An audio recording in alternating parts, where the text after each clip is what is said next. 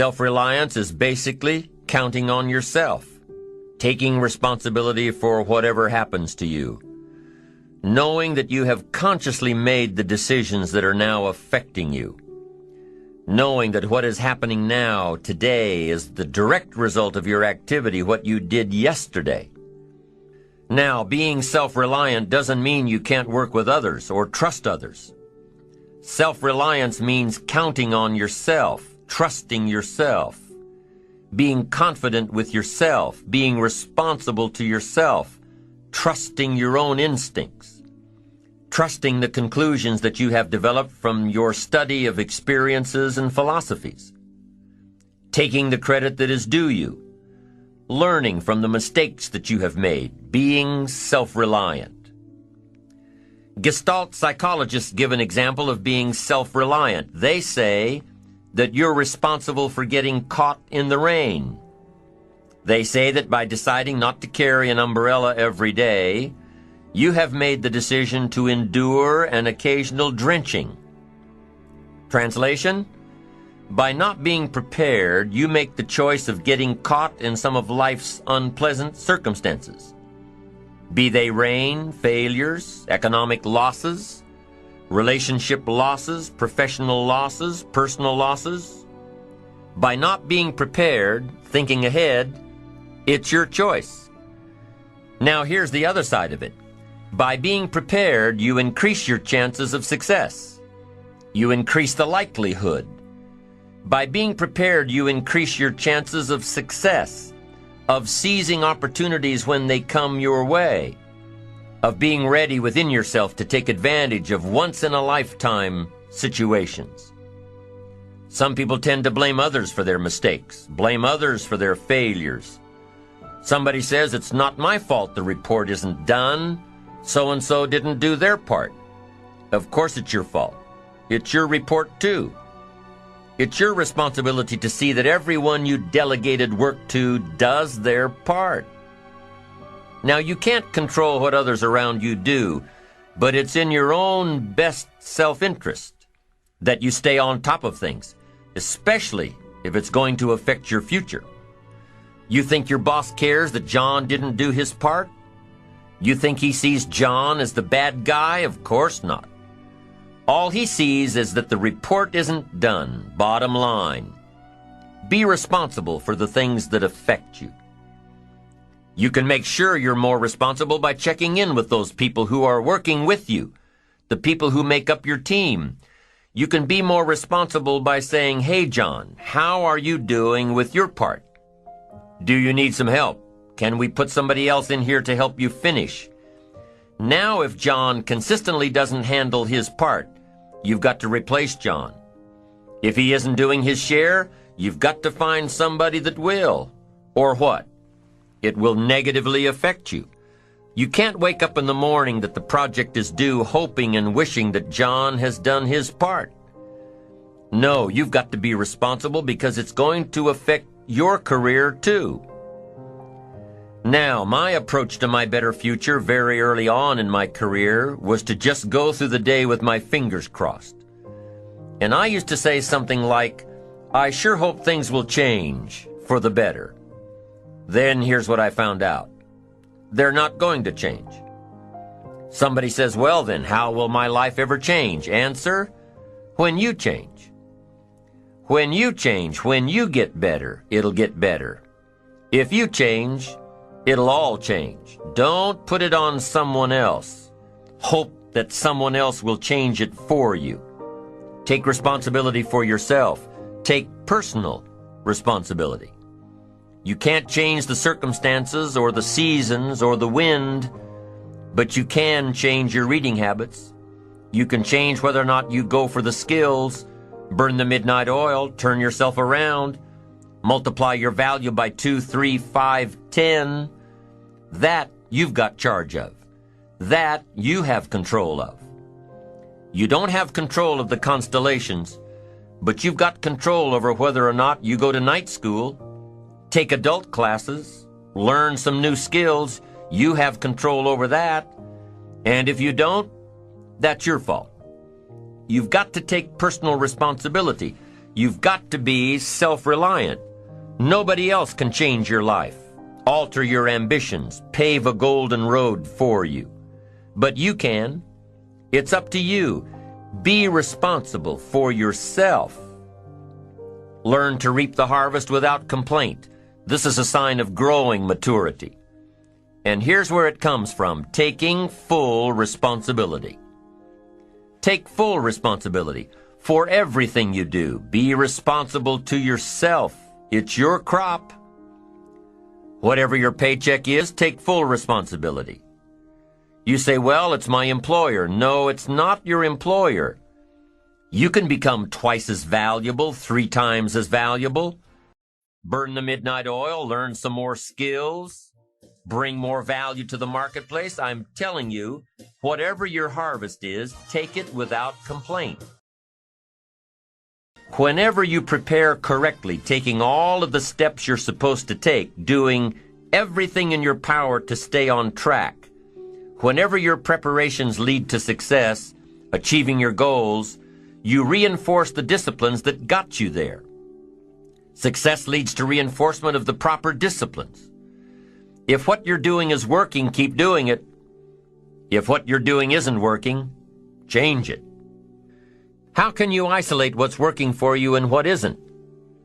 How can you make sure that you are reinforcing your positive disciplines?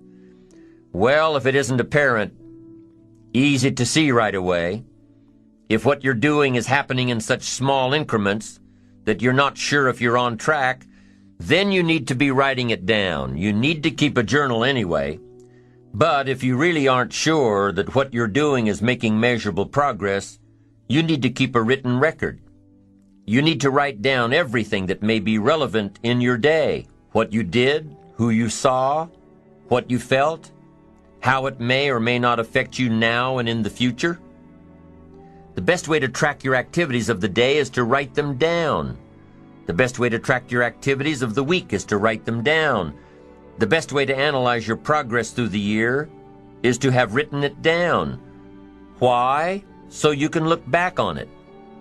Because by keeping a written record of your life, you will be more accountable. By putting into writing the action steps that you have planned, you will easily see what works and what doesn't. Most people just try to get through the day, never writing anything down, never keeping track of their progress along the way, never really knowing if they are doing all they can to reach their goals, to drive their ambition.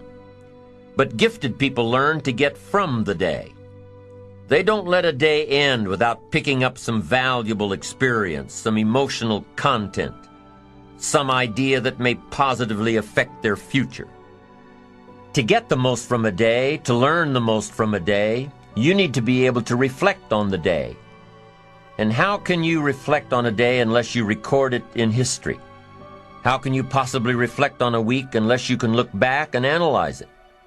How can you learn from past mistakes and bask in the past successes unless you write it all down? There's something magical in writing out a problem. It's almost as though when you start writing it out, you start figuring out ways to make it work. Perhaps the magic is that when you write it down, you can now be objective. You can start to see objectively where you fit into the picture. You can start to see if you are being responsible, if you are being self-reliant. You are pondering it. You are trying to figure it all out. The fact that it is now on paper actually creates a space between you and the problem. And in this space that you have created, now solutions have room to grow. You see, writing about events that occur helps you to understand exactly what is happening. When we describe life to ourselves only in our minds, our imaginations tend to feed back false information about how things are, distorted information. Sometimes our creativity can create scenarios that really don't exist at all, if we keep the information just in our mind. But by writing it all down, we now can become more factual, more accurate, more realistic, more logical. And then as we reread what we have written, we create a new picture in our mind. And once we see things as they are rather than how we think they are, we can see our way to make them better. It's all part of being responsible. It's all part of seeing things objectively in order to fully understand the steps that we must take to make things better. Let's take a few minutes to talk about the importance of knowing yourself enough to be your best cheerleader. You know, when you thought you were doing what you were supposed to do and were misinformed, the times you thought you had it all laid out and it just didn't work, the times when you burned the midnight oil day after day and it didn't seem to help, it didn't seem to change the end result. These are the times that you have to rely on your own self-encouragement. And there are two ways to use self-encouragement. Number one, take responsibility for the missed opportunity or the misrepresentation. Learn from the fact that even though your client wanted it one way and you presented it the right way, it didn't work. Be prepared for the letdowns that happen every so often. Know that this lost opportunity just sets you up better for the next one. Realize that you can make the necessary alterations next time. Make the changes that will make the difference. Study your mistakes and learn from them. Don't dwell on the mistakes. Acknowledge them. Learn from them. Encourage yourself that you're smarter than your bank account leads you to believe. The second way to use self-encouragement: remind yourself that you're bound to get better. Don't get down on yourself. Don't beat yourself up. It's the next opportunity that matters, not the last one, the next one. Now, the last one matters only in that you must learn from your mistakes. But the next one gives you the opportunity to show that you have learned from your mistakes. You can do it better next time. You just have to practice, practice, practice. Keep trying. Keep trying until what?